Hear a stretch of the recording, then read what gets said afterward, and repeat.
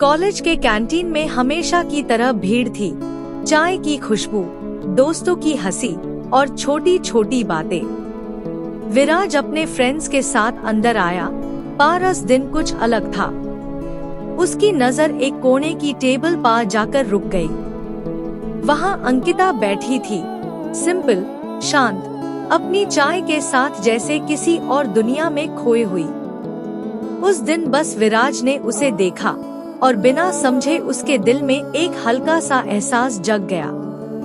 अगले दिन विराज ने हिम्मत करके उसके पास जाकर पूछा, यहाँ कोई बैठा है? अंकिता ने हल्की सी मुस्कान के साथ कहा, नहीं। बात वहीं से शुरू हुई। पहले नाम, फिर छोटी छोटी बातें, फिर रोज मिलना।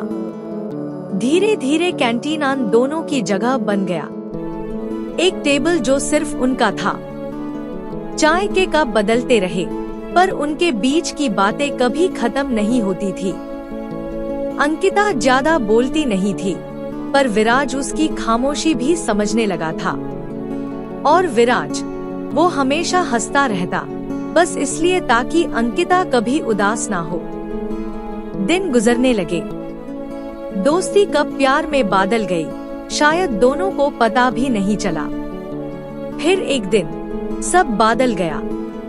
अंकिता कैंटीन में आई, पर उसकी आंखों में वो यूजुअल चमक नहीं थी। विराज ने पूछा, क्या हुआ? अंकिता ने धीरे से कहा, पापा का ट्रांसफर हो गया, मुझे जाना पड़ेगा। वो पाल जैसे रुक सा गया। विराज कुछ बोल नहीं पाया। उसने कभी सोचा ही नहीं था कि अंकिता उससे इतनी जल्दी दूर हो जाएगी। उस रात विराज सो नहीं पाया।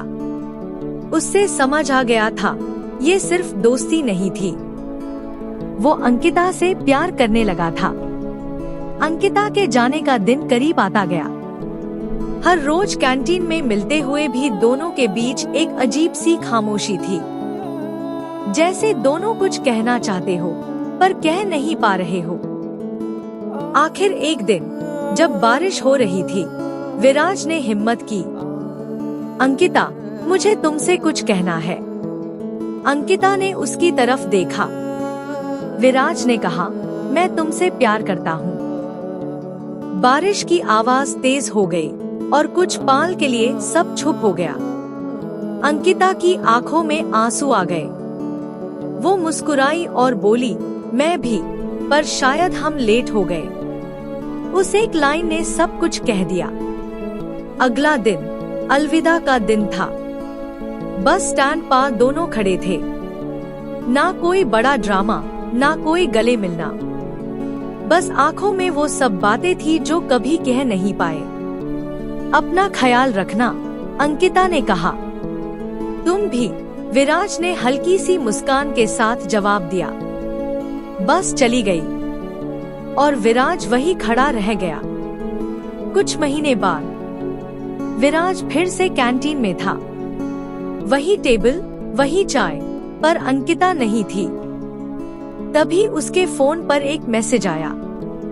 कैंटीन वाली चाय अभी भी याद है। विराज के चेहरे पर एक हल्की सी मुस्कान आ गई।